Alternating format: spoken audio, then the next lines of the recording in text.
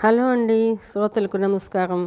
డబ్బులెవరికి ఊరికే రావు అనే నవల 6వ భాగానికి స్వాగతం. చదువుతున్నది Lakshmi. Kashyap auto garage special branch Kamya, విశ్వాస్లు వెళ్ళిపోయిన కాసేపటికే సింధూర కూడా కావేరితో తన కారులో వెళ్ళిపోయింది. వెళుతూ వెళుతూ రాత్రికి తన ఇంటికొచ్చేలా కశ్యప్ నుంచి ప్రామిస్ తీసుకు మరీ వెళ్ళింది.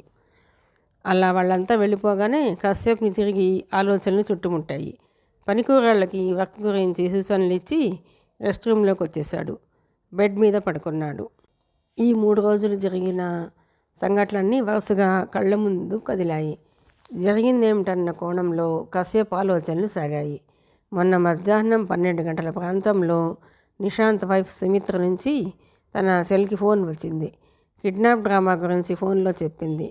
తను సహకరించనని చెప్పాడు. ఎందుకంటే ఇలాంటి ఇల్లీగల్ యాక్టివిటీస్ అంటే అస్సలు గిట్టదు.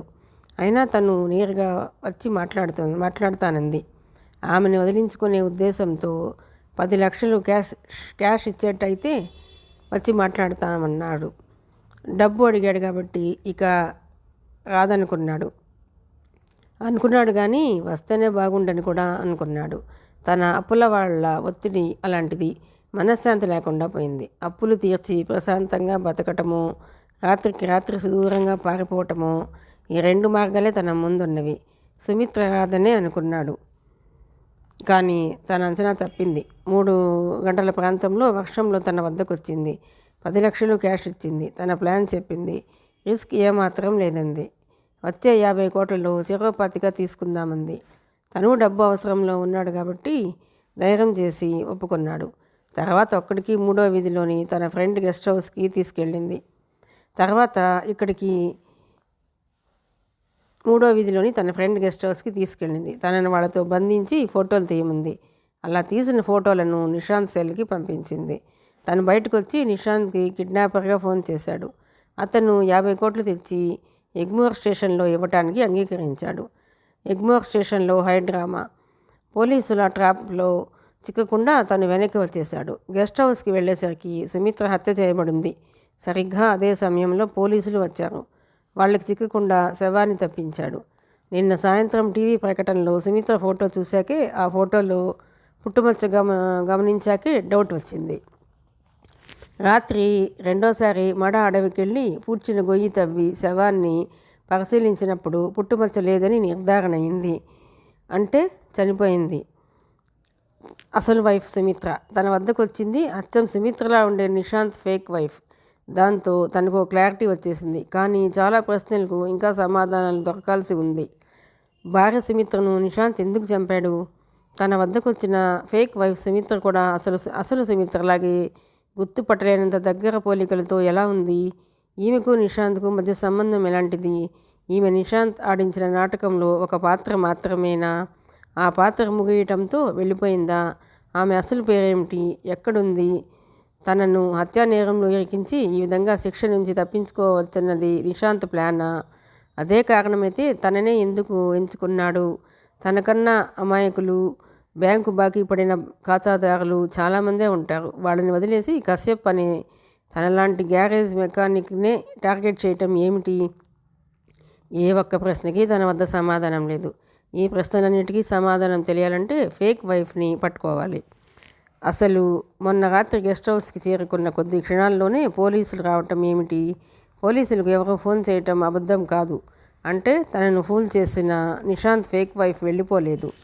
ఆ వర్షంలో ఆమెను తీసుకుపోవడానికి ఓ కారు ఆ పరిసరాల్లో ఎక్కడో ఉండి ఉండాలి. తను బయటికి వెళ్ళగానే సుమిత్ర శవాన్ని బెడ్ మీద ఉంచి ఆ కారులో వెళ్ళి ఎక్కడో ఆగి ఉంటుంది.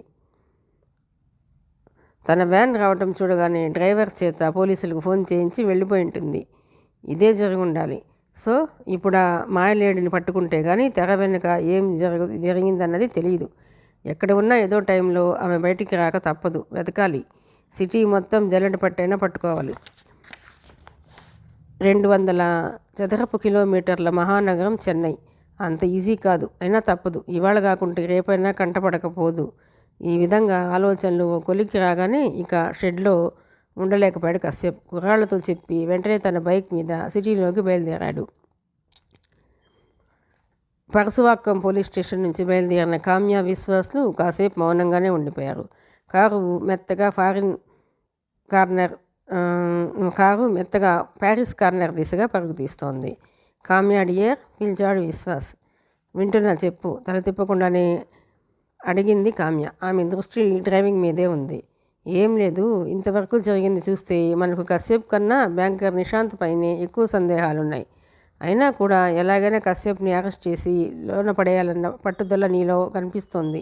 ఎందుకు అడిగాడు విశ్వాస్. నీకు అర్థమైందా? ఎస్. వాడి మీద ఫోకస్ పెట్టి ఇబ్బంది పెట్టాలా? ఎందుకు వాడినే టార్గెట్ చేయటం? No, you are wrong. కశ్యప్ని టార్గెట్ చేస్తుంది నేను కాదు, నిశాంత్ టార్గెట్ చేస్తున్నాడు. నా ప్రయత్నం కశ్యప్ని కాపాడడం కోసమే. వాట్? కాపాడాలనా? ఎస్, కాపాడాలనే. ఆ కాల్ గర్ల్ను అడ్డం పెట్టుకుని ఈరోజు కూడా తప్పించుకున్నాడు. అదే కశ్యప్ చేస్తున్న తప్పు. తను మన నుంచి తప్పించుకునే కొద్దీ మరిన్ని ప్రాబ్లమ్స్ని ఫేస్ చేయక తప్పదు. కాస్త వివరంగా చెప్తావా? నీ అనాలిసిస్ నాకు అర్థమై చావట్లేదు. కశ్యప్ని నేను మాట అడిగాను, గుర్తుందా? వర్షంలో ఓ అమ్మాయిని నీ గ్యారేజ్ ముందు ఆటో దిగి లోనికి వచ్చినట్టు మా దగ్గర ఇన్ఫర్మేషన్ ఉంది, అవునా కాదని అడిగాను. కానీ ఎవరూ రాలేదని బొంకాడు. వాస్తవానికి ఆ ప్రశ్న నేను గుడ్డిగా అడిగింది కాదు. మరి ఈరోజు ఉదయం నా సెల్కి ఫోన్ కాల్ వచ్చింది. అప్పటికి నువ్వు ఇంకా లేవలేదు. ఎవడో అజ్ఞాత వ్యక్తి, బొంగురు గొంతు, మొన్న సాయంత్రం 3 గంటల ప్రాంతంలో వర్షంలో ఆటో దిగి సుమిత్ర కశ్యప్ గ్యారేజ్లోకి వెళ్ళటం తను చూశాట. వెంటనే కశ్యప్ని అరెస్ట్ చేస్తే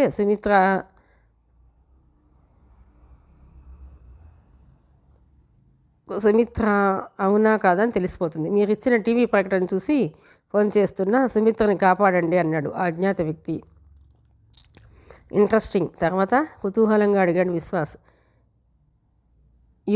మనం నిన్న సాయంత్రం టీవీ ప్రకటన ఇచ్చినప్పటి నుంచి సుమిత్ర గురించి కానీ కిడ్నాపర్ ఆచూకీ గురించి కానీ ఒక్క ఫోన్ కాల్ కూడా రాలేదు. ఎవరు నువ్వని అడిగాను. నేను ఎవరైతే మీకెందుకు మేడం, వెంటనే కశ్యప్ని అరెస్ట్ చేసి సుమిత్రను కాపాడండి అంటూ ఫోన్ పెట్టేశాడు. సో సుమిత్ర కశ్యప్ వద్ద వచ్చినట్టు తెలిసిపోయింది. కిడ్నాపర్గా ఫోన్లు చేసింది డబ్బు కోసం ఎగ్మోర్ స్టేషన్కి వచ్చింది వాడే. అంటే కశ్యప్ క్రిమినల్. అలాంటి వాడిని కాపాడవలసిన అగత్యం ఏముంది? విశ్వా, నీ బుర్ర అప్పుడప్పుడు రాంగ్ రూట్లో ఆలోచిస్తుంది. నిశాంత్ వైఫ్ సుమిత్ర ఎలా ఉంటుందో హై సొసైటీలో వాళ్ళకి తప్ప దిగువ స్థాయి వాళ్ళకి తెలియదు. తెలిసిన ఆ వర్షంలో ఆటో దిగి గ్యారేజ్లోకి వెళ్తున్న లేడీని ఎవరో గుర్తించడం సాధ్యం కాదు. అంటే మనం ప్రకటనలో ఇచ్చిందేమిటి? సుమిత్ర ఆచూకీ కానీ కిడ్నాపర్ ఆచూకీ కానీ తెలిసిన వాళ్ళు ఫోన్ చేయమని నా నెంబర్ ఇచ్చాం. కానీ ఫోన్ చేసిన వాడు ఆచూకీ మాత్రమే చెప్పాలి. కశ్యప్ని అరెస్ట్ చేసి సుమిత్రను కాపాడమంటున్నాడు. దీన్ని బట్టి అర్థం కావటం లేదు, నిశాంత్ తన మనిషి చేత అలా ఫోన్ చేయించాడని, కశ్యప్ను ఎలాగైనా లోన వేయించాలనే ఆత్రం నిశాంత్లో ఉంది. దీన్ని బట్టి నిశాంత్కు తెలిసి ఈ కిడ్నాప్ డ్రామా నడిచిందని అర్థమవుతోంది. మొదట మనం డబ్బు కోసం సుమిత్ర కిడ్నాప్ డ్రామా నడుపుతోందనుకున్నాం. కానీ అసలు సూత్రధారి నిశాంత్ కావచ్చనిపిస్తోంది. నో కామ్య, నువ్వు మరీ ఎక్కువగా ఆలోచిస్తున్నావు అనుకుంటా. అసలు సూత్రధారి నిశాంత్ అనుకుంటే అతనికి ఏంటి లాభం? అదేగా మనం తెలుసుకోవాలి. ఏదో కారణం ఉంది, అందుకే కశ్యప్ని టార్గెట్ చేస్తున్నాడు. ఆ మాటకొస్తే కశ్యప్ మీద మనకు కొన్ని డౌట్లు ఉన్నాయి. వాడినే కిడ్నాపర్గా అరెస్ట్ చేయగలమా? లేదు కామ్య, బహుశా కశ్యప్ని అరెస్ట్ చేయిస్తే తన భార్య త్వరగా తిరిగి వస్తుందన్న ఆశతో ఫోన్ చేయించి ఉండొచ్చు. అదే కశ్యప్ని అరెస్ట్ చేయించే ఆలోచన ఎందుకు? ఎందుకంటే కిడ్నాప్ డ్రామాలో భాగంగా సుమిత్ర కశ్యప్ వద్దకే వెళ్తుందని నిశాంత్కు ముందే తెలుసు. సూత్రధారి వాడే కాబట్టి తెలుసు. ఎటొచ్చి మళ్ళీ ఫోన్ చేయకుండా, డబ్బు డిమాండ్ చేయకుండా కశ్యప్ సైలెంట్గా ఉండటమే ఆశ్చర్యం. ఏదో జరిగింది, అదేమిటో తెలియాలి. ఓకే, అలాగే అనుకుందాం. ఇంతకు అసలు వైఫ్ ఇంకా ఫారెన్లోనే ఉందా? ఒకవేళ సువిధ మాట్లాడాక వెంటనే వచ్చేసిందా? ఎక్కడున్నట్టు? ఇది మనకి చాలా ఇంపార్టెంట్. ఈ విషయం తెలియాలంటే ఇంటర్నేషనల్ ఎయిర్పోర్ట్ అథారిటీస్ను కలిసి ప్యాసింజర్స్ లిస్ట్ చెక్ చేయాలి. లంచ్ తర్వాత అటు వెళ్ళి ఆ తర్వాతే నిశాంత్ను కలుద్దాం. మాటల్లోనే కారు ప్యారిస్ కార్నర్లోని ఫ్లవర్ మార్కెట్ ఏరియాకు చేరుకుంది. ఆ పక్కనే మంచి రెస్టారెంట్ ఉంది. కారును పార్కింగ్లో ఉంచి ఇద్దరు హోటల్లోకి ఎంటర్ అయ్యారు. తన షెడ్ నుంచి బైక్ మీద బయలుదేరిన కశ్యప్ దారి పొడవునా పరిపరి విధాలు ఆలోచిస్తూనే ఉన్నాడు.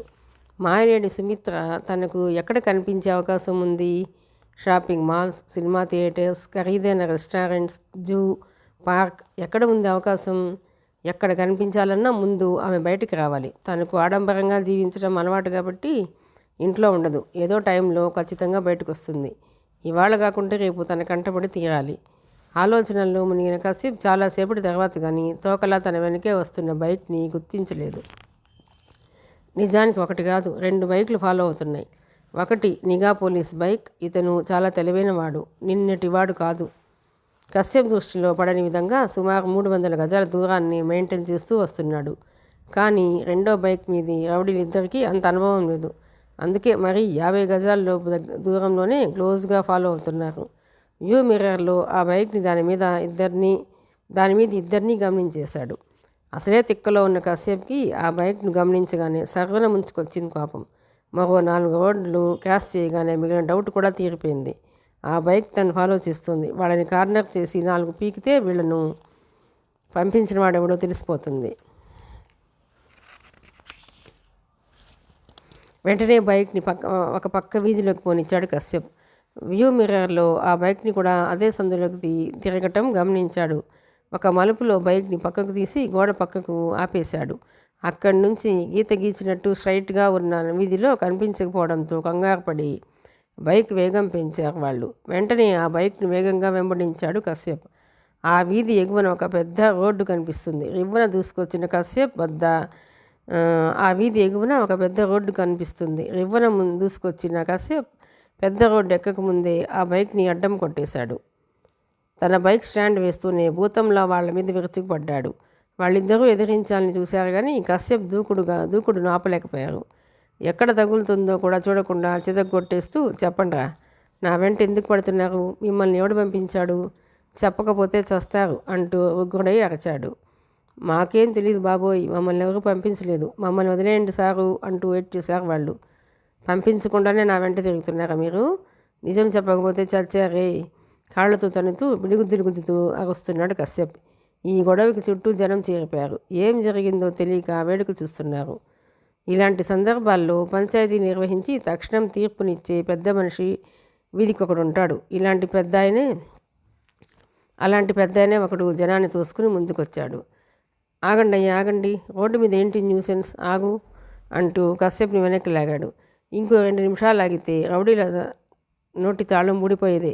కానీ పెద్దాయన జోక్యంతో వాడికి ధైర్యం చిక్కింది. చివ్వున లేచి కశ్యప్కి అందకుండా పెద్దాయన వెనక్కి వెళ్ళారు. చూడండి సార్, అన్యాయంగా మమ్మల్ని కొట్టేస్తున్నాడు. మాకే పాపం తెలియదంటే నమ్మటం లేదు. ఎవరు పంపించారో చెప్పమంటున్నాడు. చంపేసేలా ఉన్నాడు. కాపాడండి సార్ అంటూ వెయిట్ చేశారు. అసలేంటయ్యా మీ గొడవ? వీళ్ళని ఎందుకు కొడుతున్నావు? కశ్యప్ని నిలదీశాడా పెద్ద మనిషి. కొట్టాలా చంపాలా వీళ్ళని? నేను బయలుదేరినప్పటి నుంచి వీళ్ళు నన్నే ఫాలో అవుతున్నారు. ఎటు వెళ్తే అటు, ఎక్కడికి వెళ్తే అక్కడికి వదలకుండా వెంబడిస్తున్నారు. ఎవరు పంపించారంటే చెప్పటం లేదు. మీరు కాసేపు పక్కకి వెళ్ళండి, ఇప్పుడే తేల్చేస్తాను వీళ్ళ సంగతి అరుస్తూ ఆవేశంతో వాళ్ళ మీదకి పోతుంటే మళ్ళీ ఆపాడు పెద్దాయన. అయ్య బాబోయ్, చంపేసట్టున్నాడు సార్, దుర్మార్గుడు. మేము ఫాలో అవటం ఏంటి సార్? మేము వెళ్ళే రూట్లోనే తను వెళుతున్నాడు. అంతే ఏమిట్రా? ఈ గల్లీ కూడా మీ రూట్లోనే ఉందా? నరిచాడు కశ్యప్. సరే కుర్రాళ్ళు చచ్చిపోతారయ్యా, మరి అంతగా కొట్టాలా? తమకేం తెలియదంటున్నారుగా, వదిలేయి. పోలీసులు వస్తే న్యూసెన్స్ కింద మీ అందరినీ లోన పడేస్తారు. వదిలేయి, పొండిరా అంటూ తీర్పు చెప్పేశాడా పెద్ద మనిషి. వదిలిందే చాలన్నట్టుగా రౌడీలిద్దరూ తమ బైక్ మీద పారిపోయారు. చుట్టూ మూగిన జనం చెదిరిపోయిన ఆరంభించారు. ఇక చేసేదేమీ లేక తన బైక్ స్టార్ట్ చేసి కదిలాడు కశ్యప్. కొంత దూరంలో ఆగిన నిఘా పోలీసు జరిగిందంతా గమనిస్తున్న సంగతి కశ్యప్కు తెలియదు. Paris corner. లంచ్ చేయడానికి హోటల్లోకి ఎంటర్ అవుతుండగా కామ్య సెల్ ఫోన్ మోగింది. ఫోన్ తీస్తూ యథాలాపంగా రోడ్ వైపు చూసిన కామ్యకు అంత దూరంలో షాపింగ్ మాల్ పార్కింగ్లో ఒక దృశ్యం కంటపడింది. అప్పుడే 2 కార్లు వచ్చి పక్కపక్కనే ఆగాయి. విడివిడిగా కార్లు దిగిన ఇద్దరు కలిసి షాపింగ్ మాల్లోకి వెళ్ళారు. అవునా కాదా, తను పొరపాటు పడిందా అనుకుంటూనే చూపు అటే ఉంచి సెల్ ఆన్ చేసింది. నేను మేడం 106 కానిస్టేబుల్ దండపాణిని చెప్పాడు అవతలి వ్యక్తి. ఎవరు? పక్కనే ఉన్న విశ్వాస్ కామ్యని అడిగాడు. Dandapani. Just wait a minute అంటూ విశ్వాస్ వంక చూసింది కామ్య. కశ్యప్ని ఫాలో చేయమని చెప్పాంగా, కానిస్టేబుల్ దండపాణి గుర్తు చేసింది. ఎస్ ఓకే డియర్, నువ్వు వెళ్ళి లంచ్ ఆర్డర్ చేయి, 2 నిమిషాల్లో వచ్చేస్తాను. 2 నిమిషాలేగా, అర్జెంట్ ఏముంది, ఉంటాలే. వెళ్ళమంటున్నాగా, యూ గో. ఉంటే ఏమైంది? అమ్మాయిలకు సైట్ కొడదామనా? ఓరి దేవుడా, ఆడాళ్ళకి ఇంత వికారం బుద్ధి వచ్చావేంటయ్యా? మగజాతిని పీడించడమే వీళ్ళ పనా? ఓకే, వెళ్ళక చస్తానా, త్వరగా రా అని విసుక్కుంటూ లోనకి వెళ్ళిపోయాడు విశ్వాస్. తను ఏం చూసిందో విశ్వాస్కి చెప్పటం కామ్యకి ఇష్టం లేదు. అందుకే అతన్ని లోనకి పంపించేసింది. చెప్పుదండపాణి, ఏదన్నా విశేషం ఉందా? కశ్యప్ ఎక్కడికి వెళ్ళాడు అడిగింది. ఆమె దృష్టి మాత్రం షాపింగ్ మాల్ మీదే ఉంది. నాకు డౌట్, ముందు చెప్పండి మేడం. నేనుగాక ఇంకెవరన్నా కశ్యప్ని ఫాలో చేయమని నియమించారా? అటు నుంచి అడిగాడు దండపాణి. నో, ఎందుకు వచ్చింది ఆ డౌటు? ఇంతమంది వెంటబడితే కశ్యప్కి దొరికిపోతారు. అందుకే నీ ఒక్కడికే ఆ పని అప్పగించాం. ఇంతకు ఏం జరిగింది? ఏం లేదు మేడం, ఇక్కడ పెరుమాళ్ చెట్టి స్ట్రీట్లో చిన్న గొడవ. ఏమైందంటే, నాకన్నా ముందు 2 కుర్రాళ్ళు బైక్ మీద కశ్యప్ని రోజుగా ఫాలో అవుతున్నారు. నేను వాళ్ళని గమనించాను. కశ్యప్ వాళ్ళని అనుమానించి ఇక్కడ అడ్డం కొట్టి చితగ్గొట్టేశాడు 2ని. ఎవరు పంపించారో చెప్పమని ఎంత కొట్టినా వాళ్ళు చెప్పలేదు. అంతలో పెద్ద నేను విడదీసి వాళ్ళని పంపించేశాడు. నేను కశ్యప్ వెనకే ఉన్నాను. ఓకే, అర్థమైంది దండపాణి. ఆ కుర్రాళ్ళిద్దరినీ గుర్తుపట్టగలవా? వాళ్ళు మనకి కావాలి. సెల్లో ఫోటోలు తీశాను మేడం. Very good. అందులో గుర్తించడానికి వీలున్న 2 ఫోటోలని అన్ని పోలీస్ స్టేషన్లకి పంపించు. ఎక్కడున్నా అరెస్ట్ చేసి వెంటనే కంట్రోల్ రూమ్కి అప్పగించమను. ఇది నా మెసేజ్గా పాస్ చెయ్యి. మరి కశ్యప్ వదిలేయి, ఇప్పుడు నేను చెప్పింది చెయ్యి. Okay madam. Phone line cut చేసి చేత్తో పట్టుకుని మెట్లు దిగి షాపింగ్ మాల్ వైపు బడిగా నడిచింది కామ్య. హోటల్ 2nd ఫ్లోర్లోని రూఫ్ గార్డెన్లో కార్నర్ టేబుల్ వద్ద కూర్చున్నాడు విశ్వాస్. ఎప్పుడు వచ్చినా అక్కడే కూర్చోవడం అలవాటు. కామ్య నేరుగా అక్కడికి వచ్చేస్తుంది. అయితే లంచ్ ఆర్డర్ చేయలేదు. కాసేపు ఆగి రమ్మని వెయిటర్ని పంపించేసి కామ్య కోసం ఎదురు చూడసాగాడు. 2 నిమిషాల్లో వచ్చేస్తానంది. 2 కాదు, 20 నిమిషాలైనా రాలేదు. ఎక్కడికి వెళ్ళినట్టు? ఇంతసేపు ఫోన్ మాట్లాడుతుందా లేక ఎక్కడికైనా వెళ్ళిందా? క్రమంగా 30 నిమిషాలు అయ్యేసరికి ఇక ఆగలేకపోయాడు విశ్వాస్. కిందికి వెళ్ళి చూసొద్దామని లేవబోతుండగా అప్పుడు హడావుడిగా వచ్చి ఎదురుగా కూర్చుంది కామ్య. ఏమిటి ఇంత లేటు? ఎక్కడికి వెళ్ళావు? ఒకంత విసుగ్గా అడిగాడు విశ్వాస్. చెప్తా. లంచ్ ఆర్డర్ చేసావా లేదా అడిగింది. ఆర్డర్ చేసుంటే ఐటమ్స్ చల్లారిపోయేవి, నువ్వే చెప్పేయి అంటూ వెయిటర్ని పిలిచాడు. ఏం కావాలో ఆర్డర్ చేసి వాడిని పంపించేశాక విశ్వాస్ వంక చూసి నవ్వింది కామ్య. ఒక్కోసారి అదృష్టం ఎదురొచ్చి మనకి శ్రమ తగ్గిస్తుంది. ఇప్పుడు నా విషయంలో అదే జరిగింది. అనుకోకుండా ఒక చిక్కు ప్రశ్నకి సమాధానం దొరికింది. అందుకే లేటు అంది. అర్థం కానట్టు చూశాడు విశ్వాస్. ప్రశ్న ఏంటి, సమాధానం ఏంటి అడిగాడు. ప్రశ్న బ్యాంకర్ నిశాంత్ కశ్యప్నే ఎందుకు టార్గెట్ చేశాడన్నది ప్రశ్న. మరి సమాధానం? నో, ఇప్పుడు చెప్పను. అదేమిటి? అదంతే, నీకు అసలే ఆవేశం ఎక్కువ, ఆ పైన నోటి దురుసు ఎక్కువే. ఇప్పుడు చెప్పానంటే ఎక్కడో బరస్ట్ అవుతావు. దానివల్ల చాలా ప్రాబ్లమ్స్ వస్తాయి. అందుకే ఇప్పుడు చెప్పండి అంటున్నాను. సమయం వచ్చినప్పుడు నేనే చెప్తాను. ముందు భోజనం చేస్తే త్వరగా ఎయిర్పోర్ట్కి వెళ్ళొచ్చేద్దాం. అది కాదు కామ్య, ఇంకేం చెప్పకు, మీల్స్ వచ్చేసింది, భోంచేద్దాం. వెయిటర్ తెచ్చినవన్నీ నీట్గా టేబుల్ మీద సర్ది వెళ్ళిపోయాడు. అలిగినట్టు ముఖం ఉంచి కామ్యతో పాటు తను భోజనానికి ఉపక్రమించాడు విశ్వాస్. సరిగ్గా సాయంత్రం 3 గంటలకు కామ్య, విశ్వాస్లు ఇద్దరు Meenambakkam international airport immigration authorities ముందున్నారు. ఇది పోలీస్ వ్యవహారం కాబట్టి అథారిటీస్ ఎవరు అభ్యంతరం చెప్పలేదు. కంప్యూటర్ ఆపరేటర్ వద్ద కూర్చుని ముందుగా యూరప్ వెళ్ళిన ఫ్లైట్స్లో ప్రయాణికుల లిస్టులు తీయించి చెక్ చేశారు. సరిగ్గా 5 వారాల క్రితం ఎయిర్ ఇండియాకు చెందిన ఎయిర్ బస్ లిస్టులో సుమిత్ర పేరు ఉంది. అది ప్యారిస్ వరకు వెళ్ళే విమానం.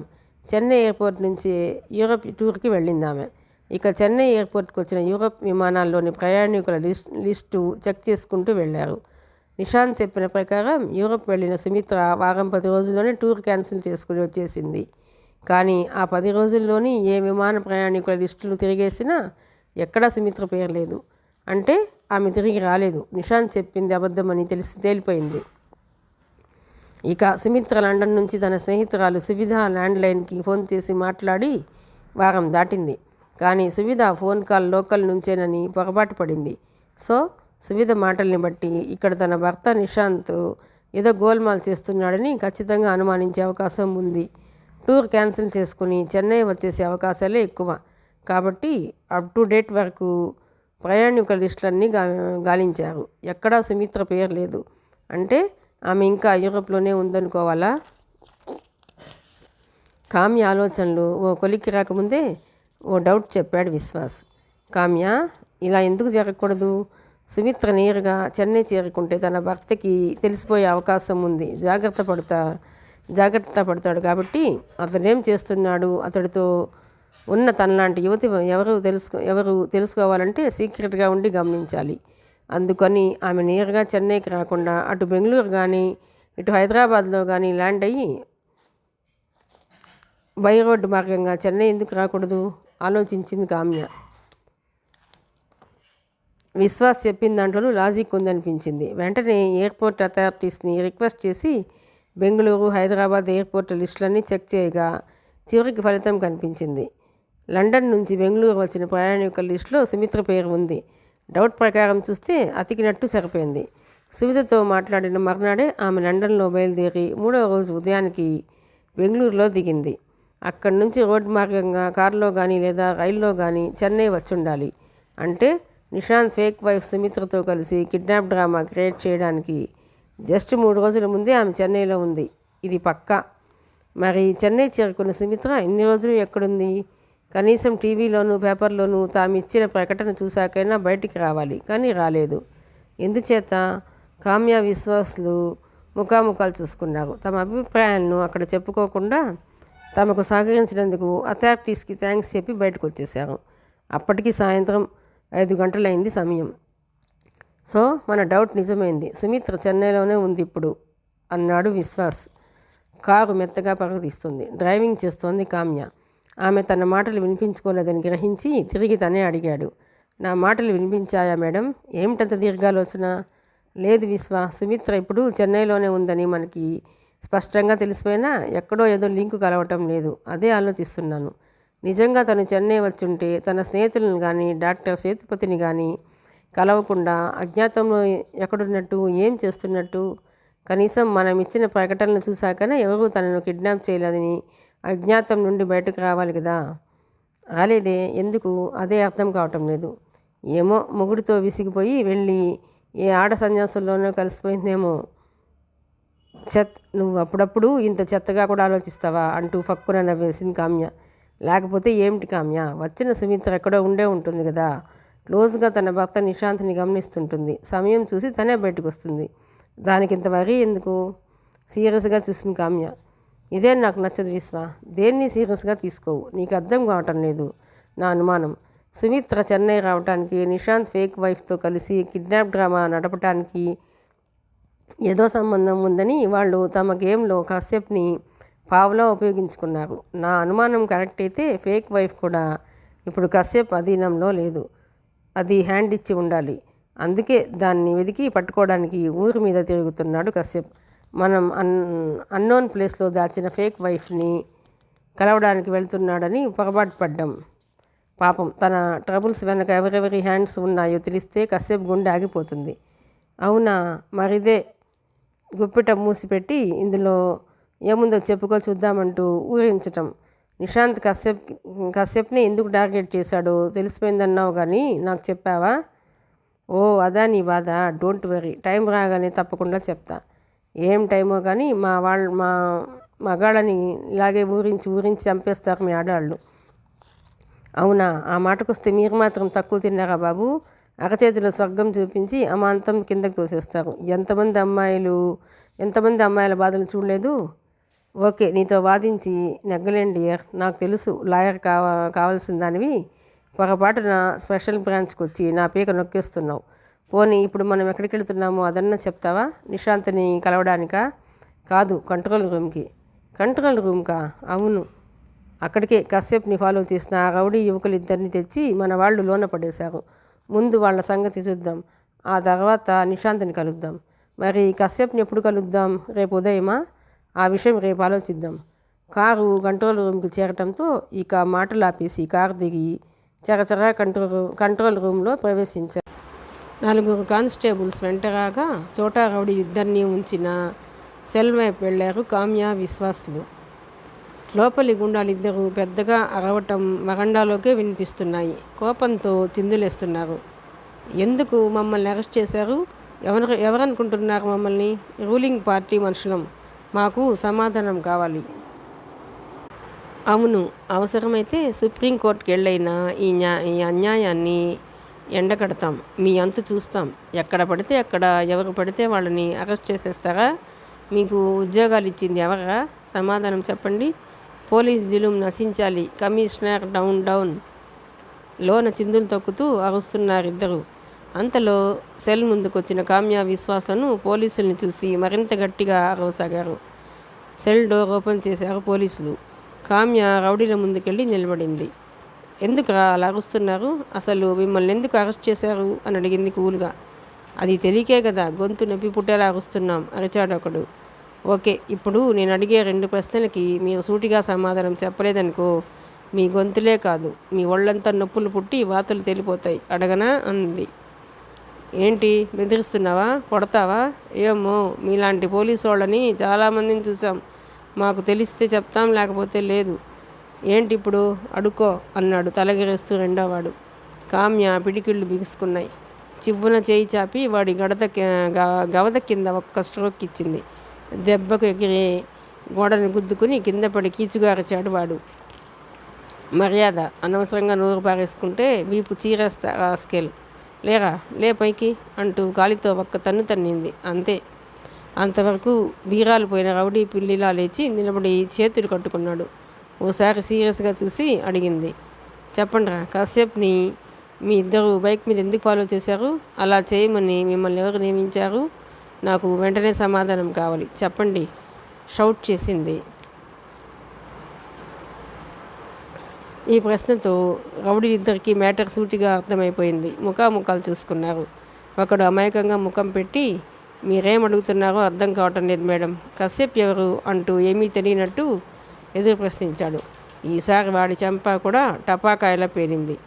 నటించుకు, మీకు తెలుసు ఈరోజు ఉదయం నుంచి మీరు వాడి బైక్ను వెన్నంటే తిరిగారు, వాడి చేతిలో తన్నులు తిన్నారు. ఇంకా గుర్తు రాలేదా? ఓకే, మా వాళ్ళు గుర్తు చేస్తారంటూ పోలీసులకు సైగ చేసి విశ్వాస్తో వరండాలోకి వచ్చేసి నిలబడింది కామ్య. లోన రౌడీలిద్దరికీ కోటింగ్ మొదలైంది. 2 నిందితులు, 4 కానిస్టేబుళ్ళు, 4 లాఠీలు వాళ్ళిద్దరి మీద వీరంగం చేస్తుంటే బాధతో వాళ్ళు పెడుతున్న పెడబొబ్బలను మించి లాఠీల చప్పుళ్ళు వినిపిస్తున్నాయి. పోలీసులు 5 నిమిషాల పాటు వీర కుమ్ముడు కుమ్మేసరికి గజగజ వణికిపోయారు. అంతటితో వాళ్ళ నోటి తాళం ఊడిపోయింది. లోనకొచ్చిన కామ్య విశ్వాస కాళ్ళ మీద పడిపోయారు. కొట్టొద్దని చెప్పండమ్మా, చచ్చిపోతాం అంటూ ముక్తకంఠంతో ఏడ్చేశారు. వాళ్ళిద్దరినీ లాగి లేపి నిలబెట్టారు పోలీసులు. భయపడకండి, కొట్టరు. నా ప్రశ్నలు గుర్తున్నాయా? మళ్ళీ చెప్పాలా? సీరియస్గా చూస్తూ అడిగింది కామ్య.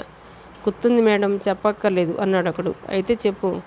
మేం కరపయ్య మనుషులం మేడం. కరపయ్య అంటే కొరుక్కు పెట్టే రౌడీ షీటర్ కరపయ్య? అవును మేడం. ఆశ్చర్యంతో విశ్వాస్ వంక చూసింది కామ్య. విశ్వా, కరపయ్య పేరు ఇంతకుముందు కూడా విన్నాం కదూ అడిగింది. అవును కామ్య, మొన్న ఉదయం కశ్యప్ గ్యారేజ్ ముందు రోడ్ మీద తిరిగింది వాడే. వాడిని కలవాలని కశ్యప్ రోడ్డు మీదకి వచ్చేసరికి ఎవడిదో బైక్ మీద వెళ్ళిపోయాడు. కశ్యప్ ఇంటికి వెళ్ళి భోంచేసి వస్తూ ఆర్కాట్ రోడ్లో ఒక హోటల్ వద్ద కరపయ్యను కలిశాడు. తన ఫ్రెండు ఫారెన్ బైక్ రిపేర్ నిమిత్తం మాట్లాడడానికి వచ్చినట్టు చెప్పాట. మనం నిఘా ఉంచిన పోలీసు ఇచ్చిన ఇన్ఫర్మేషన్కు తర్వాత కశ్యప్ని మనం అడిగినప్పుడు అతను ఇచ్చిన సమాధానంతో సరిపోయింది.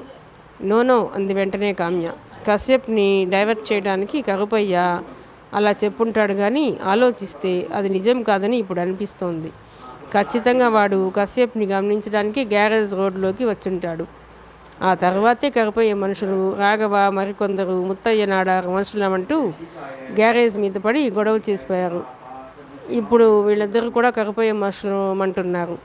అసలు ఈ కేసుతో కరపయ్యకు సంబంధం ఏమిటి? ఏరా, మీరు నిజం చెప్పండిరా. మిమ్మల్ని నియమించింది నిజంగా కరపయ్యేనా? నిజం మేడం, తల్లి తోడు. మమ్మల్ని నియమించింది వాడే. కశ్యప్ ఎక్కడికి వెళుతున్నాడు, ఎవరిని కలుస్తున్నాడు, ఏం చేస్తున్నాడు అంతా ఎప్పటికప్పుడు రిపోర్ట్ చేయమని మమ్మల్ని నియమించాడు.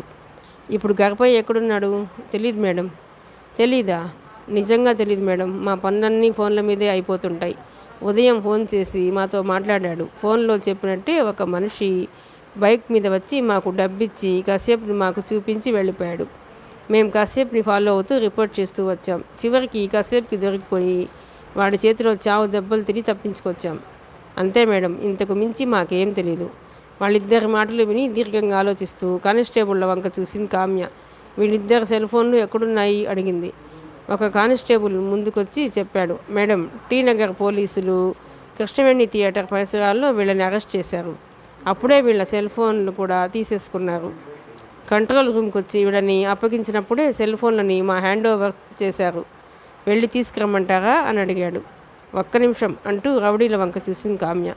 ఏరా, మీరు కశ్యప్ని వదిలి వెనక్కి వచ్చేసిన సంగతి గగపయ్యకు తెలుసా అడిగింది. తెలుసు మేడం, ఫోన్ చేసి విషయం అప్పుడే చెప్పేశాం బదులిచ్చాడు ఒకడు. సో విశ్వ, నీ అభిప్రాయం ఏమిటి? విశ్వాస్ వంక చూసింది. నా ఉద్దేశమైతే మనం వీళ్ళ ఫోన్ల నుంచి గగపయ్యకు ఫోన్ చేయటం వలన ఏమాత్రం ప్రయోజనం ఉండదు. వీళ్ళెవరో తనకు తెలియదంటాడు. ఆ పైన మనమే వాడిని హెచ్చరించినట్టు ఉంది, జాగ్రత్త పడిపోతాడు.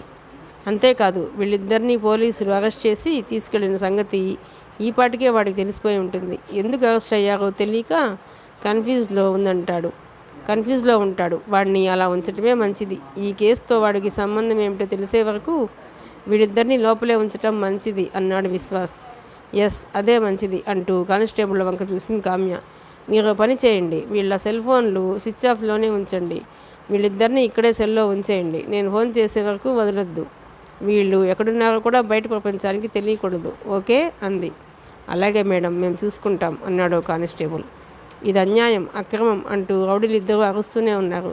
వాళ్ళని పట్టించుకోకుండా అక్కడి నుంచి కదిలారు కామ్య, విశ్వాస్లు. ఈసారి స్టీరింగ్ విశ్వాస్ తీసుకున్నాడు. బయట తడిపొడిగా వాన చినుకులు కాలుతున్నాయి. కామ్య, డియర్, నాకు డౌటు దారిలో అడిగాడు విశ్వాస్. అడుగు అంది నవ్వుతూ కామ్య.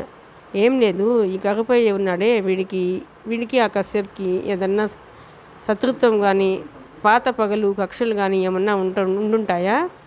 కశ్యప్ మీద నిఘా ఉంచాల్సిన అవసరం ఈ రౌడీ షీటర్కి ఏముందని? వాళ్ళిద్దరి మధ్య అలాంటివి ఏమీ లేవు. ఉంటే ఇద్దరూ మాట్లాడుకునేవాళ్ళు కాదు. ఖచ్చితంగా ఎవరి తరపునో గగపయ్య పని చేస్తున్నాడు. ఇంకెవరు? నిశాంత్ అయి ఉంటాడు. మేబీ, అవకాశం లేకపోలేదు. వాడిని కూడా తెచ్చి లోన పడేస్తే విషయం తెలిసిపోతుందిగా. విషయం తెలియటం ఎలా ఉన్నా అల్లరైపోతుంది. సమస్య పబ్లిక్ అయి కూర్చుంటుంది. మనకు కావలసిన వాళ్ళల్లో గగపయ్య కూడా ఒకడు. ఓకే, ఇప్పుడు సాయంత్రం 6 గంటలు అవుతుంది. కాసేపట్లో వీధి లైట్లు వెలుగుతాయి. ఈ బ్లడీ రైన్ వేరే 4 రోజులుగా దయ్యం పట్టినట్టు పీడిస్తోంది. ఇప్పుడు మనం వెళ్లాల్సింది నిశాంత్ని కలవడానికిగా. ఫోన్ చేసి అడుగు, ఆఫీస్లో ఉన్నాడో ఇంట్లో ఉన్నాడో విసుక్కుంటూనే గుర్తు చేశాడు విశ్వాస్. కామ్య తన సెల్ నుంచి నిశాంత్ నెంబర్కి కాల్ చేసింది. ఎంగేజ్ వచ్చింది. 3 సార్లు ఫోన్ చేస్తే 3 సార్లు ఎంగేజ్ వచ్చింది. బిజినెస్ మ్యాన్ కదా, బిజీగా ఉంటాడు, ట్రై చేయి అన్నాడు వ్యంగ్యంగా విశ్వాస్. కాసేపు నోరు ముస్తావా అంటూ అతడి భుజం మీద చర్చింది కామ్య. కాసేపు ఆగి ఫోన్ చేశాక లైన్ కలిసింది. ఒకే 1 నిమిషం మాట్లాడి లైన్ కట్ చేసింది కామ్య. ఏమంటున్నాడు? ఇంట్లోనే ఉన్నాడా? డ్రైవింగ్ నుంచి దృష్టి మరల్చకుండానే అడిగాడు విశ్వాస్. తను ఇంట్లోనూ లేడు, ఆఫీస్లోనూ లేడు చెప్పింది కామ్య. అదేంటి, ఎక్కడున్నట్టు? బిజినెస్ పని మీద ఈవినింగ్ ఫ్లైట్కి కోయంబత్తూరు వెళ్ళాట. రేపు మార్నింగ్ ఫ్లైట్కి వచ్చేస్తాట. రేపు లంచ్ తర్వాత ఆఫీస్కి వచ్చి కలవమని చెప్పాడు. అనుమానంగా చూశాడు విశ్వాస్. నిజంగా కోయంబత్తూరు వెళ్ళి ఉంటాడంటావా? లేక నీ పోరపడలేక అలా అబద్ధం చెప్పి ఇంట్లో దాక్కున్నాడా? షటప్, నా పోరేమిటి? వినటానికి డర్టీగా లేదు. మన పోరు పడలేక అను. ఓకే, మన పోరు పడలేక అబద్ధం చెప్పుంటాడా?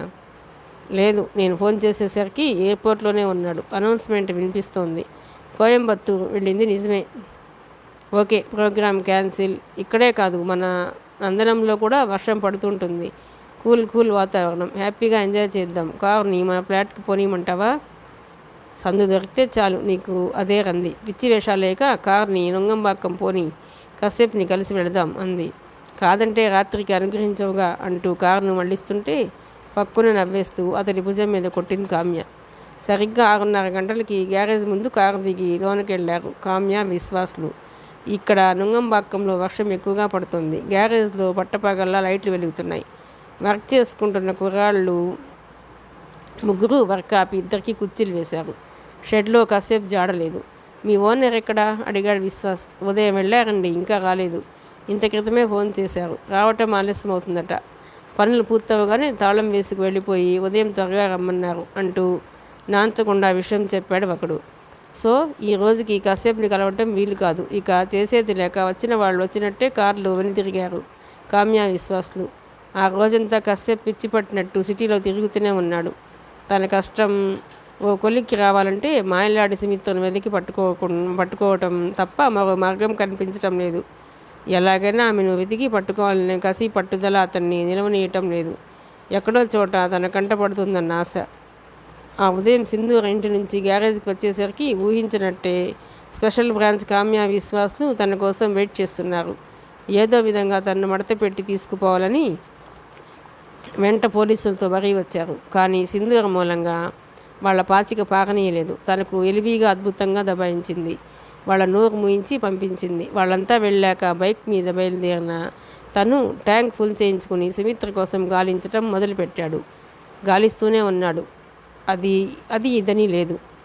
నుంగంబాక్కం నుంచి ఆరంభించిన అన్వేషణ చేట్పేట్, పరసువాక్కం, వలసరవాక్కం, కేకే నగర్, మాంబళం, వడపళని, ఎంజీఆర్ నగర్, రాయపురం, రాయపేట, ట్రిపుల్ కేన్, కరుణానిధి నగర్, పోరూర్, విలుపురం మొత్తంగా తిరిగాడు. రాయపేట ఏరియాలోనే తోకలా తన వెంటబడిన ఆకురౌడీలిద్దరిని చితగ్గొట్టి వదిలాడు. మొత్తం చెన్నైలో తను తిరిగింది 4వ వంతు లేదు. పైగా వర్షం కారణంగా కొన్ని చోట్ల ఆలస్యమైంది. క్రమంగా సాయంత్రం 6 గంటలయ్యేసరికి సెయింట్ థామస్ మౌంట్ ఏరియా చేరుకున్నాడు కశ్యప్. అక్కడి నుంచే ఫోన్ చేసి గ్యారేజ్లో కుర్రాళ్ళకి ఇన్స్ట్రక్షన్స్ ఇచ్చి షెడ్కు తాళం వేసుకుని ఇళ్లకు పోయి ఉదయం త్వరగా రమ్మని చెప్పాడు. అక్కడి నుంచి ఎటు వెళ్ళాలో అర్థం కాలేదు. గ్యారేజ్ కీస్ మరో సెట్టు తన వద్ద ఉంది.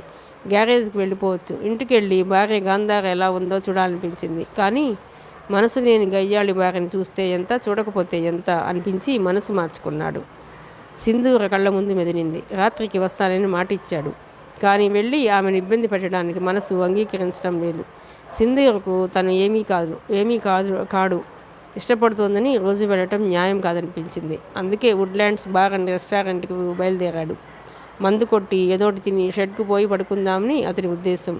మరో అర్ధగంటలో అతడి బైక్ బార్ను సమీపించింది. అంతలో సెల్ మోగింది. సెల్ తీసి చూశాడు కశ్యప్. అవతల సింధూర లైన్లో ఉంది. తను వద్దనుకున్న ఆమె వదిలేట్టు లేదు. ఎక్కడున్నావు? ఫోన్ ఎత్తగానే సింధూర అడిగిన ప్రశ్న ఇది. ఆ గొంతులో ఆతృత, ఆరాటం వినిపిస్తున్నాయి.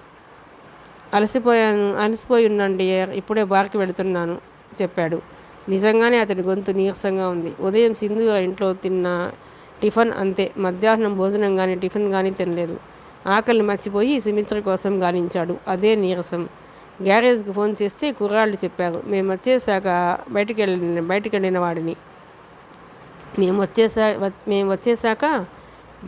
వాడివి ఇంతవరకు తిరిగి రాలేదట. నీ మాట నీరసంగా వస్తుంది. మధ్యాహ్నం భోంచేసావా?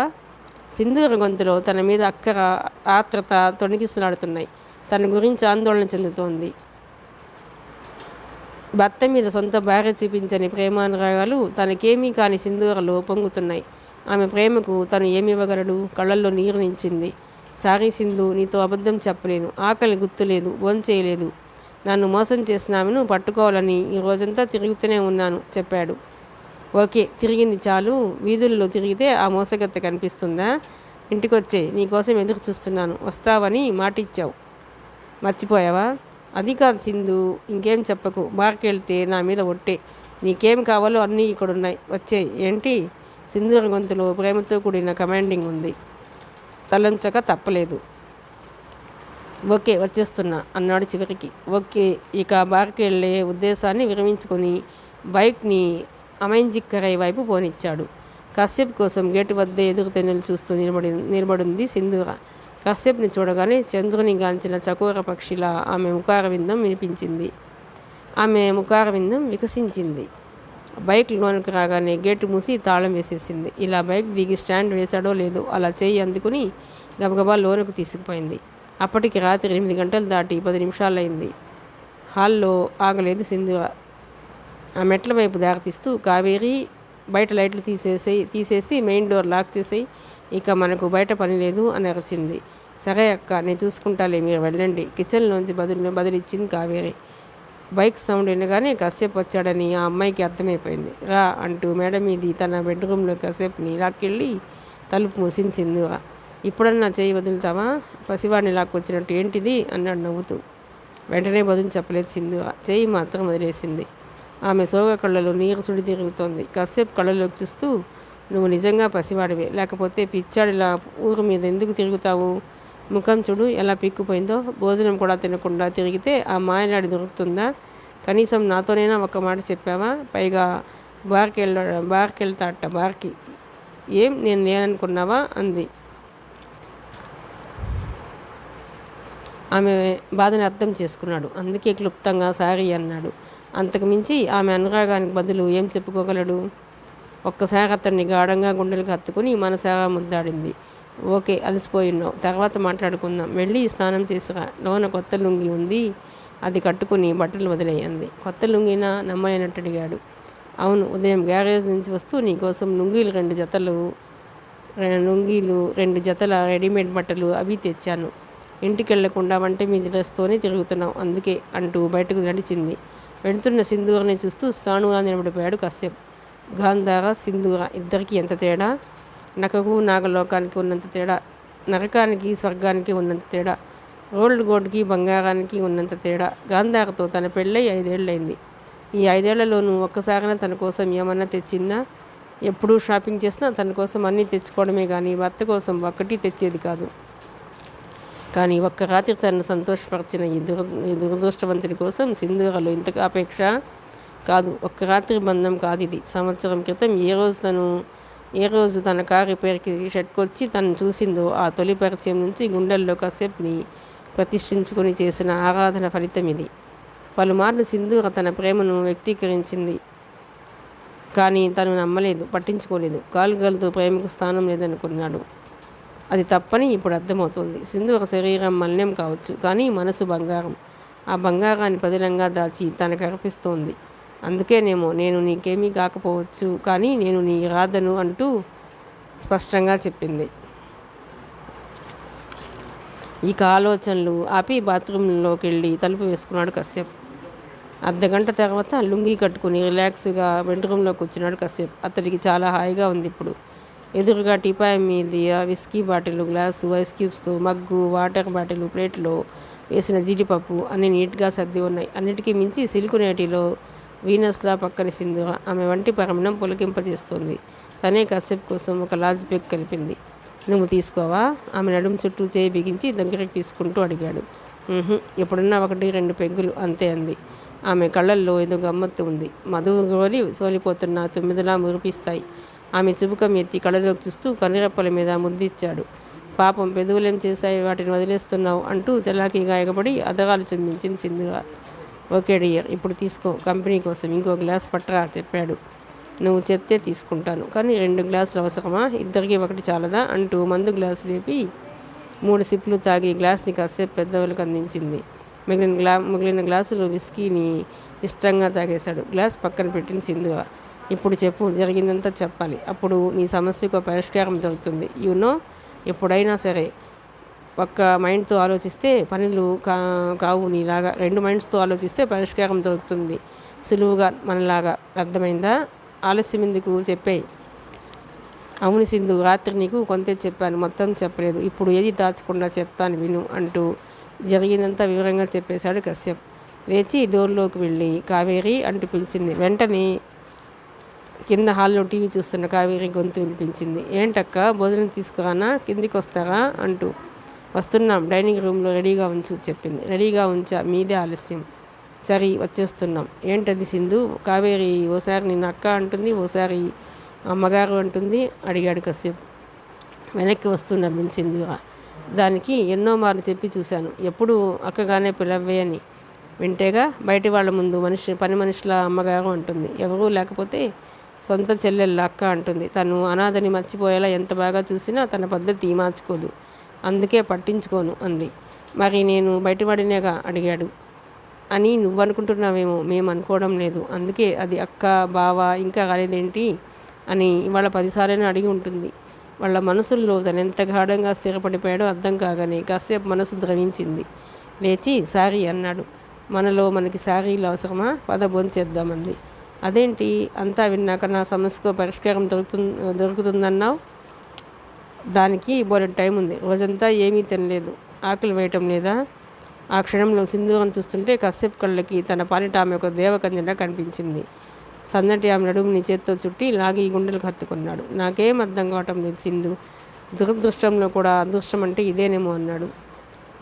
ముందు విందు సంగతి చూడ్డియర్ అంటూ కౌగిలి విడిపించుకొని కిందకి తీసుకెళ్ళింది.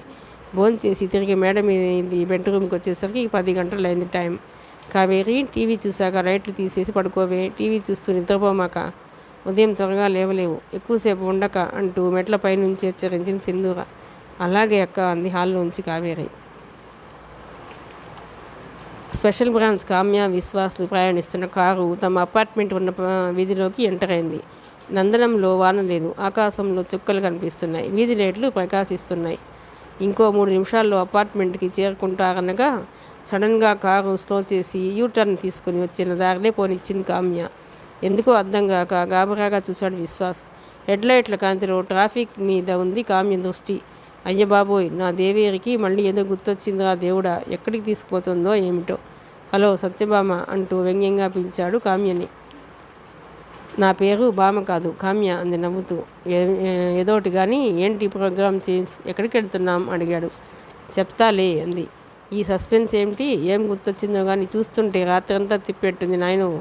ఇంత దారుణమా? ఈ రాత్రికైనా నిద్రపోకుండా ఇద్దరం కలిసి స్వర్గం దాకా కలిసి ప్రయాణం చేయొచ్చు, స్వర్గ సుఖాలు పొందొచ్చని ఆశపడ్డానే. నా ఆశలన్నీ పాడు చేసావు చూడు, నువ్వు బాగుపడవు లబలబలాడాడు. నాతో పాటు నువ్వు బాగుపడవు, అది మర్చిపోకు అంది నవ్వాపుకుంటూ. అంతేగాని ఎక్కడికో మాత్రం చెప్పవు అడిగాడు. విశ్వా, కీప్ క్వైట్ కసురుకుంది. ఫ్లాట్కి వెళ్తే క్వైట్గానే ఉండేవాడిని, దారి మండించడంతో దిక్కు తోచడం లేదు. కాసేపు కుదురుగా ఉంటావా? ఇప్పుడు మనం ఫ్లాట్కి వెళ్ళినా ఎలాగూ భోజనానికి హోటల్కి వెళ్ళాల్సిందే. ఫ్లాట్కి వెళ్ళి వంట చేసుకునే ఓపిక నాకు లేదు, నీకు లేదు. అదేంటి, అక్కడికి ఏదో వంటలన్నీ నేనే చేస్తున్నట్టు, ఏదో ఆమ్లెట్లు ఉప్మా తప్ప నాకేం వచ్చని. ఓకే, వచ్చినవే చేస్తావు కానీ ఇప్పుడు ఓపిక లేదు కదా, అందుకని. విశ్వ, బెంగళూరు మీదుగా చెన్నై చేరుకున్న సుమిత్ర ఎక్కడుంది? ఈ ప్రశ్న నన్ను వెంటాడుతూనే ఉంది. ఈ కేసు ఆమె ప్రజెన్స్ చాలా అవసరం, ఆమె జాడ తెలుసుకోవాలి. ఈ కేసుకు ఆమె ప్రజెన్స్ చాలా అవసరం, ఆమె జాడ తెలుసుకోవాలి. లేదంటే ఆమె ప్రాణాలకు ముప్పు కూడా వాటిల్లవచ్చు. ఈ కేసు ఏ మలుపు తిరిగినా ఒక నిర్దోషిని కాపాడడం కూడా మన బాధ్యతే. ఓసారి గాలించి చూద్దాం. ఎక్కడని వెతుకుతాం కామ్య? ఫ్రెండ్స్ ఇండ్లకు పోదు, నిశాంత్కు తెలిసిపోతుంది. ఉంటే పేరు మార్చుకుని ఏ హోటల్లోనూ స్టే చేయాలి. యా, నా డౌట్ కూడా అదే. రూమ్లో స్టే చేస్తే నిశాంత్ని అబ్జర్వ్ చేయటం కష్టం. అటు మైలాపూర్, ఇటు పరశువాక్కం రెంటికి మధ్యలో ఏదో హోటల్లో దిగాలి. అంటే అన్నాసాలై ఆ పరిసరాల్లో ఏదో హోటల్లో ఉంటుంది. వెళ్ళి చూస్తే ఆ డౌట్ కూడా తీరిపోతుంది. కొద్దిసేపట్లోనే కారు అన్నాసాలే చేరుకుంది. 3 స్టార్ 5 స్టార్ హోటల్స్ని టార్గెట్ చేసుకుని ఎంక్వైరీ ఆరంభించారు. సుమిత్ర చాలా రిచ్ లేడీ, చిన్నా చితకా హోటల్స్తో అడ్జస్ట్ కాలేదు. తనెవరో తెలియని ఏదో ఒక 3 స్టార్ 5 స్టార్ హోటల్లోనో సూట్ తీసుకుని ఉంటుంది. అందుకే స్టార్ హోటల్స్ని ఎంచుకున్నారు. సుమిత్ర పేరు చెప్పకుండా వారం క్రితం సింగిల్గా లేడీ ఎవరన్నా వచ్చి సూట్ తీసుకుని ఉంటున్నారా అని మాత్రమే ఎంక్వైరీ సాగింది. 5-6 స్టార్ హోటల్స్కి వెళ్ళినా అలాంటి సింగిల్గా స్టే చేసిన లేడీ సమాచారం ఏదీ దొరకలేదు. ఎంక్వైరీ ఆపి భోంచేసి నందనం వెళ్ళిపోయే ఉద్దేశంతో తిరుగు ప్రయాణమయ్యారు. దారిలో ఒక పెట్రోల్ బంకులో పెట్రోల్ కోసం ఆపినప్పుడు ఆ వెనక వీధిలోనే ఉన్న 3 స్టార్ హోటల్ ఒకటి కంటపడింది. కాకతాళీయంగా చూడడం జరిగింది. పేరు హోటల్ తంగమణి. పెట్రోల్ కొట్టించాక ఆ పక్కనే ఉన్న వీధిలోంచి వెనక రోడ్లోకి వెళ్ళి హోటల్ తంగమణికి చేరుకున్నారు. విశాలమైన ఆవరణలో చాలా ప్రశాంతంగా ఉంది హోటల్. 3 అంతస్తుల కట్టడం, మొత్తం విద్యుత్ దీపాలతో కళకళలాడుతుంది. పార్కింగ్లో చాలా కార్లు బైకులు ఉన్నాయి. కారు పార్కింగ్లో ఉంచి ఎంట్రన్స్ డోర్ వైపు నడిచారు కామ్య, విశ్వాస్లు. గ్లాస్ డోర్ ముందు వైట్ డ్రెస్, తలపాగా, పెద్ద పెద్ద మీసాలతో ఒక వ్యక్తి నిలబడున్నాడు. వస్తున్న కామ్య, విశ్వాస్లకు వినయంగా వంగి నమస్కరించి గ్లాస్ డోర్ తెరిచాడు. లోన ప్రవేశించగానే ఎడం పక్క పొడవాటి కౌంటర్, దాని వెనక ఒక లేడీ, 2 యువకులు కూర్చున్నారు. డెస్క్ మీద కంప్యూటర్, పొడవాటి పెద్ద హోటల్ రిజిస్టర్, ఇతర వస్తువులు ఉన్నాయి. దగ్గరికి వెళ్ళగానే ఒక యువకుడు లేచి పొలైట్గా హలో సార్, హలో మేడం అంటూ విష్ చేశాడు. తర్వాత what can I do for you sir అని అడిగాడు. You see police here, we both are coming from special branch, we need some information. వచ్చిన పని చెప్పాడు విశ్వాస్. టెల్ మీ సార్, మీకు ఎలాంటి ఇన్ఫర్మేషన్ కావాలి? పోలీస్ అనగానే మరింత వినయంగా అడిగాడు అతను. కంప్యూటర్ ముందున్న యువతి, రిజిస్టర్ బుక్ ముందున్న యువకుడు ఇద్దరూ ఆసక్తిగా చూస్తున్నారు. చూడు, ఒక యువతి కోసం మేము గాలిస్తున్నాం. వయసు 25. వారం రోజుల క్రితం మీ హోటల్కి సింగిల్గా వచ్చి సూట్ తీసుకున్న రిచ్ లేడీ ఎవరన్నా ఉన్నారా? స్పష్టంగా అడిగాడు విశ్వాస్.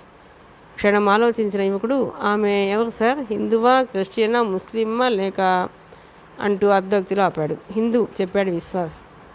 సారీ సార్, అలాంటి లేడీ ఎవరూ ఇక్కడికి రాలేదు, సూట్ తీసుకోలేదు అన్నాడు వెంటనే. దాంతో కామ్య వంక చూసి భుజాలెగరేశాడు విశ్వాస్. కామ్యకి ఎందుకో అతను రిలీజియన్ ఏంటని అడగటం డౌట్ కలిగించింది. ఇంతలో హోటల్ మేనేజర్ వచ్చాడు. వస్తూనే ఏంటి అని అడిగాడు. విశ్వాస్తో మాట్లాడిన యువకుడు విషయం చెప్పాడు. అతను కామ్య విశ్వాసం చూసి, సారీ ఆఫీసర్, సింగిల్గా హిందూ యువతి ఎవరూ మా హోటల్కి రాలేదు అన్నాడు. థ్యాంక్ యూ అంటూ వెనుతిరిగాడు విశ్వాస్. కామ్య ఏదో అడగాలనుకుని కూడా విశ్వాస్ బయటకు దారి తీయటంతో విరమించుకుని అతన్ని అనుసరించింది. అంతలో సార్ ఒక నిమిషం అంటూ వెనుక నుంచి మేనేజర్ గొంతు వినిపించింది. ఆగి తిరిగి చూశారు ఇద్దరు. మేనేజర్ దగ్గరికి వచ్చి ఇద్దరిని చూశాడు. సార్, మాకు సమస్య ఏర్పడింది. మీరు స్పెషల్ బ్రాంచ్ వారని, మా సమస్య విని చిన్న సలహా ఇస్తారని ఆశ అన్నాడు అర్థింపుగా. చెప్పండి అన్నాడు విశ్వాస్. రండి సార్, రండి మేడం, కూర్చుని మాట్లాడుకుందాం ప్లీజ్ అంటూ ఆహ్వానించాడు. అక్కడే సోఫాల్లో కూర్చున్నారు. హోటల్ సిబ్బందిలో ఒకడు ట్రేలో కాఫీలు తెచ్చి ముగ్గురికి ఇచ్చాడు. సార్, వారం రోజుల క్రితం మా హోటల్కి ఒంటరిగా ఒక యువతి వచ్చిన మాట నిజం. కానీ ఆమె మీరు వెతుకుతున్న హిందూ యువతి మాత్రం కాదు, ముస్లిం యువతి. బురకాలో ఉంది. ముఖం కూడా మాకు తెలీదు. కాఫీ సిప్ చేస్తూనే అసలు విషయం బయట పెట్టాడు మేనేజర్. ఓకే, సమస్య ఏంటో చెప్పండి అంది. అయితే కామ్య, విశ్వాస్ ఇద్దరిలో చిన్న ఆశ. ఆ ముస్లిం లేడీ సుమిత్ర ఎందుకు కాకూడదు? పేరు మార్చుకుని, వేషం మార్చుకుని వచ్చిందేమో. జరిగింది చెప్పుకొచ్చాడు మేనేజర్. సార్, ఆమె వయసు ఎంతో తెలియదు. సాంప్రదాయ ముస్లిం పద్ధతిలో బురకాలో ఉంది. ఆమె ముఖం కూడా మేము చూడలేదు. ఆ రోజు చీకటి పడుతుండగా వచ్చింది. ఆమె పేరు గౌసియా బేగం. బెంగళూరు నుంచి వచ్చిందట. తను ఒక్కతే కాబట్టి సింగిల్ రూమ్ కానీ డబుల్ బెడ్రూమ్ కానీ సరిపోతుంది, కానీ సూట్ కావాలని అడిగింది. తను ఒకతే కాబట్టి సింగిల్ బెడ్రూమ్ కానీ డబుల్ బెడ్రూమ్ కానీ సరిపోతుంది, కానీ సూట్ కావాలని అడిగింది. మేడం, ఇది సూట్ నెంబర్ 9 అలాట్ చేశాం. రిజిస్టర్లో బెంగళూరు అడ్రస్సు, ఫోన్ నెంబరు, తన సెల్ నెంబరు రాసింది. అంతేకాదు తను ఉండే 10 రోజులకు గాను మొత్తం బిల్లు అప్పుడే పే చేసింది. మాకెలాంటి సందేహం రాలేదు. చెన్నై చూడ్డానికి వచ్చినట్టు చెప్పింది. సర్వీస్ బిల్లు ఎప్పటికప్పుడు ఇచ్చేసేది. రూపాయి కూడా పెండింగ్ ఉంచేది కాదు. ఉదయం 8 గంటలకు బయటకు వెళ్ళేది. దొరికిన ఆటో కానీ ట్యాక్సీ కానీ ఎక్కి వెళ్ళటం మా వాళ్ళు 1-2 సార్లు చూశారు. 4 రోజులు అంతా బాగానే ఉంది అంటూ చెప్పటం ఆపాడు. ఇంతకు సమస్య ఏంటో మీరు చెప్పటం లేదు అడిగాడు విశ్వాస్. 4వ రోజు ఉదయం గౌసియా బేగం ఎప్పటిలాగే బయలుదేరి ఇంటికి బయటికి వెళ్ళారు. అంతే. ఏం జరిగిందో ఏమిటో తెలీదు. ఇంతవరకు తిరిగి రాలేదు. వెళ్ళి ఇవాళకి 4వ రోజు. అంటే గౌసియా బేగం మా హోటల్లో దిగి 8 రోజులు. ఇంకో 2 రోజుల వరకు ఆమె కట్టిన అడ్వాన్స్ ఉంది. మాకేం చేయాలో అర్థం కావటం లేదు. ఆమె రిజిస్టర్లో ఇచ్చిన బెంగళూరు నెంబర్కి కానీ ఆమె సెల్ నెంబర్కి కానీ ఫోన్ చేస్తే 2 స్విచ్ ఆఫ్లోనే ఉంటున్నాయి. అది సార్ జరిగింది. ఈ విషయంగా పోలీస్ కంప్లైంట్ ఇవ్వచ్చా? అడ్వాన్స్ క్లియర్ అయ్యాక ఇవ్వటం బెటరా? ఒక సలహా ఇవ్వండి సార్ అంటూ సమస్య వివరించాడు. అంతా విని కామ్య, విశ్వాస్తూ ముఖాముఖాలు చూసుకున్నారు. మేనేజర్ చెప్పిన ప్రకారం చూస్తే కిడ్నాప్ డ్రామా నడిచింది. గౌసియా బేగం ఇక్కడి నుంచి బయటకు వెళ్ళిన రోజు సాయంకాలమే. సుమిత్ర గౌసియా బేగం పేరుతో ఈ హోటల్లో దిగిందనుకోవడంలో తప్పు లేదు. ఎందుకో ఆమె సుమిత్ర అనిపిస్తుంది. తాము తలుచుకుంటే ఇప్పటికిప్పుడు సూట్లోకి ఎంటర్ అయ్యి చెక్ చేయొచ్చు. అడిగితే మేనేజర్ తమ వద్ద ఉండే ఇంకో సెట్ కీస్ తెస్తాడు. మేనేజర్ ఎదురుగానే సోదా జరుగుతుంది. కానీ ఆమె గౌసియా బేగం కాదు, సుమిత్ర అని తేలితే ఆ విషయం మేనేజర్కి తెలిసిపోతుంది. ఏం చేద్దామన్నట్టు కామ్యను కళ్ళతోనే ప్రశ్నించాడు విశ్వాస్. ఆమె లేచి మేనేజర్ని చూస్తూ, మీరు వరీ కావటంలో అర్థం ఉంది, కానీ తొందరపడకండి. ఇంకో 2 రోజులు వెయిట్ చేయండి, అడ్వాన్స్ క్లియర్ అయిపోతుంది. అప్పటికి గౌసియా బేగం తిరిగి రాకపోతే మీ ఏరియా పోలీస్ స్టేషన్లో కంప్లైంట్ ఇవ్వండి. ఏమో ఈ లోపలే ఆమె వచ్చేస్తుందేమో, తొందర ఏముంది. మీరు పని చేయండి, గౌసియా పర్సనల్ ఫోన్ నెంబర్ అలాగే బెంగళూరు ఫోన్ నెంబర్ 2 స్లిప్ మీద రాసివ్వండి, మేము రిఫర్ చేస్తాం. అవసరమైతే నాకు ఫోన్ చేయండి అంటూ తన సెల్ నెంబర్ ఇచ్చింది కామ్య. థ్యాంక్ యూ మేడం, ఒక్క నిమిషం అంటూ కౌంటర్ వద్దకు వెళ్ళి రిజిస్టర్ ఓపెన్ చేయించి గౌసియా బేగం రాసిన ఫోన్ నెంబర్లు 2 స్లిప్ మీద రాయించి తెచ్చి కామ్య చేతికి ఇచ్చాడు మేనేజర్. అంతేకాదు వెంట కారు వరకు వచ్చి మర్యాదపూర్వకంగా సాగనంపాడు. ఈ గౌసియా బేగమే సుమిత్ర అంటావా? దారిలో అడిగాడు విశ్వాస్. టైం అప్పటికి రాత్రి 10 గంటలు. విశ్వాస్ డ్రైవ్ చేస్తున్నాడు. మేబీ అంది కామ్య.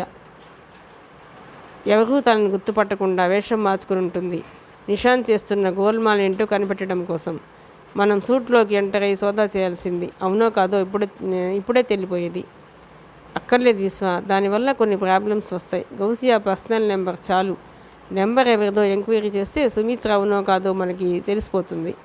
అలాగే బెంగళూరు నెంబర్ కూడా ఎవరిదో తెలుసుకోవాలి అని చెప్పింది. మిగతా కథ 7వ భాగంలోనండి. ప్లీజ్ అండి, ఈ నవల కనుక మీకు నచ్చినట్లయితే లైక్ చేయండి, షేర్ చేయండి, సబ్స్క్రైబ్ చేయండి.